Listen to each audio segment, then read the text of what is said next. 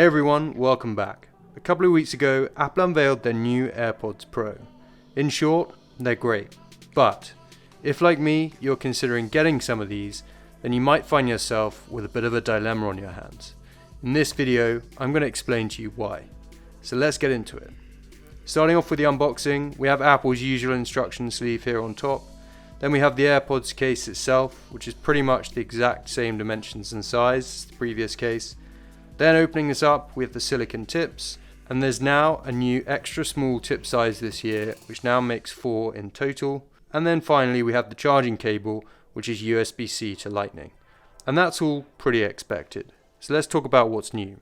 Starting off with the case, there's a couple of changes since the previous gen AirPods Pro. Firstly, there's now a hole on the side of the case for a lanyard, which is nice. We now have a speaker on the bottom of the case, which is great. It integrates really well with the updates to the Find My feature so that the case can play a sound to help you locate it.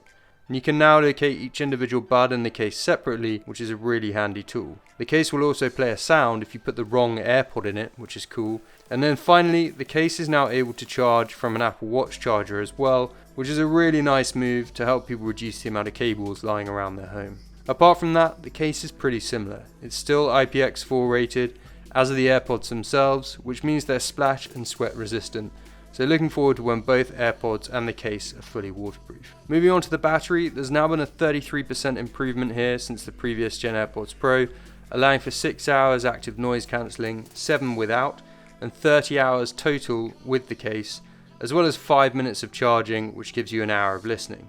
Battery is personally one of the first things I look at, so it's nice to see a big bump here for these, unlike the latest iPhone 14 Pro. And by the way, if you want to hear my thoughts on why I'm not upgrading this year, then check out the video here. When it comes to some of the more interesting upgrades, a lot of these have been enhanced by the new H2 chip, and this is enabling a lot of cool stuff. Firstly, we finally now have touch controls on the stem of the AirPods, which is something that just should have been there from the beginning. And it's just one of the things that really annoyed me about the old AirPods versus the competition, so I'm relieved to finally see this. Running a finger up and down the stem will now change the volume in small increments. And if you have an Apple Watch, as before, you can use the crown to change the volume faster. Another massive improvement for these buds is noise cancelling. I've heard a few people online talk about how the active noise cancelling on the new AirPods is not very good, but I think that's really misleading.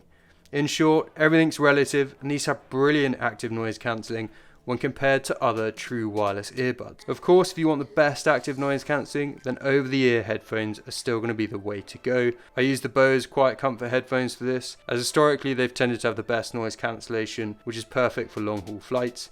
So I'll put a link to those in the description. But when it comes to buds, these are honestly one of the best. And as we know, buds are way more versatile because they're just more compact and you can easily sling them in your bag and not have to worry about them. By the way, I use a silicone case on my AirPods to help keep them protected, so I'll leave a link to the case in the description as well. One thing I'd also highly recommend doing to get the best noise cancelling is the ear tip fit test. This will make sure you've got the right size tips in your ears to make the seal around the bud as tight as possible. To do this, simply go into settings, select the AirPods and then run the test. But where these AirPods really come into their own is transparency mode, which has been massively improved again for this generation and something that was already way ahead of the competition. Transparency mode is perfect for momentarily stopping noise cancelling so you can hear your surroundings, which is great if you're trying to cross the road and there's heavy traffic. But this year, the AirPods have adaptive transparency mode for unexpected noises, anything over 85 decibels. Finally, let's talk about arguably the most important area of improvement, which is sound quality and call quality. There was actually little direct mention of improved audio quality in Apple's presentation, apart from a new driver and amplifier, but I've been really impressed by these. I thought the sound quality of the previous gen was good anyway, but these are a massive improvement again, which is great, and the microphone also seems to be improved this year as well. So overall, versus the previous AirPods Pro, these are a significant upgrade. But they needed to be, right? The AirPods Pro first released way back in October 2019, and this is their first major update in 3 years. And for some of you, that might present a bit of a dilemma. Let me explain why. Given how fast tech moves these days, the obvious question is, are these really the best wireless earbuds to get? And trying to answer this question, there's really two main things to consider: price and utility. And the balance of these two things is going to be your answer. The balance of these is important because, as we mentioned earlier, it's simply not fair to compare buds with over-the-ear headphones because they have different utility. You're comparing apples and oranges. So what we're looking to try and compare is the best bud all-rounders.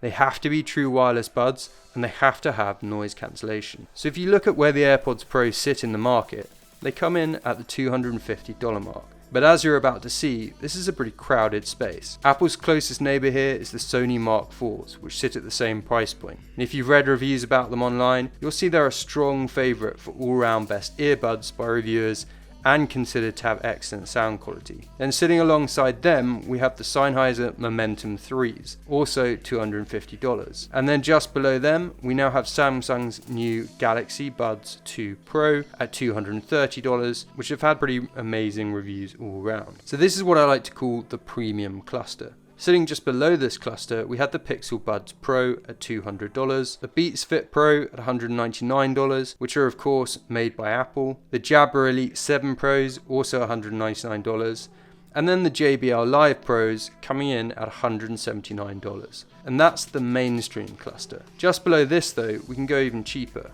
A good example is the Nothing One earbuds, which come in at just $99. These have really decent sound quality and a battery life with 34 hours total listening time with the case. So these are clearly punching above their weight. Let's call that the value cluster. But above the AirPods, we also have some more expensive options. This starts with the Bose Quiet Comfort Earbuds 2 at $299, which are generally regarded as having the best noise cancelling in the business. Above these, we have the Master & Dynamic MW08s, which start at $299, but go up to $350 for the Sport model. Master & Dynamic are known for quality, and at this level you'll start to get fancy features like Kevlar charging cases and custom fit memory foam ear tips. When you get towards the top of the price ladder, we'll start to encounter products like the Bowers & Wilkins PI7s coming in at around $350. Perhaps a less well-known brand, Bowers & Wilkins is a British audio brand that have made a name for themselves for super high quality gear. The PI7s are a little old now, so keep your eyes peeled for an upgrade to these soon. And finally, you've got the Bang & Olufsen Beoplay X coming in at $399.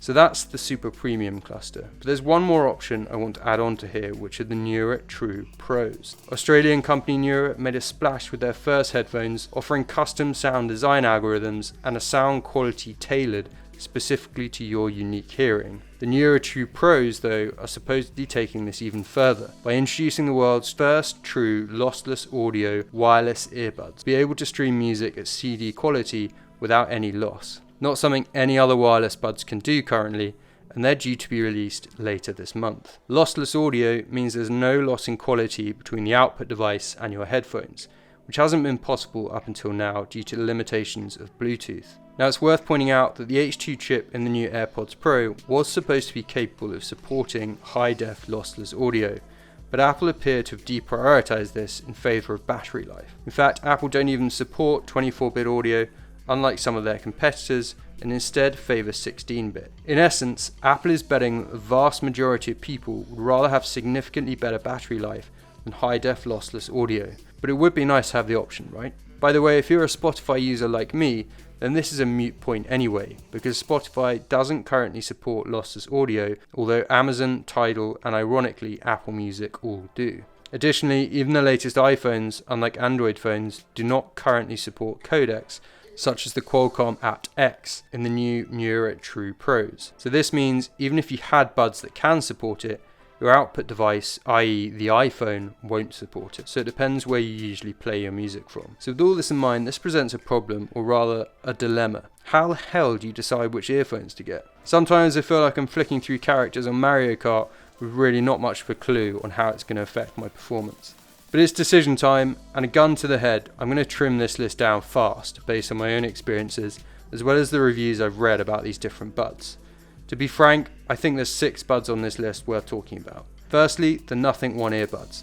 Get these if you're budget constrained and can't stretch above $200. If you can stretch above $200, this is where things get a little more nuanced. The Samsung Galaxy Buds 2 Pro are a great option for Samsung users if you want that well-rounded Galaxy experience across devices, and the sound quality is great as well. If pure sound quality is your jam and you use a streaming service with high-def codec support, then get the Sonys, or better yet, wait a couple of months, as the Mark 5s are rumoured to be just around the corner, and if they're anything like the M4s, then you're going to want to wait for them. If noise cancelling is your thing, then the Bose Quiet Comfort Earbuds 2 are the way to go. Not only do they offer great sound, but they're known for having the best noise cancelling in the business. On the other hand, if budget is no object and you're a complete audiophile, and if your devices can support outputting the new Qualcomm aptX, then it might be worth waiting for the newer True Pros. My take on the new AirPods Pro: if you're already in the Apple ecosystem and you don't think you're going to notice the difference of high-def audio, then sticking with the AirPods Pro probably makes sense given their competitive price and how easily they connect with Apple devices. They also have the best transparency mode out there by far. Just remember though, there's always other options out there, which are often just as good if not better, particularly when it comes to sound quality. They won't work as seamlessly with Apple devices, but from a pure audio quality perspective, they're definitely worth your attention. So guys, that's it for this video. I hope you enjoyed it, and I hope it helps some of you make up your minds. Let me know your thoughts as usual in the comments below, and remember to subscribe if you haven't already. Thanks again for watching, and I'll see you in the next one.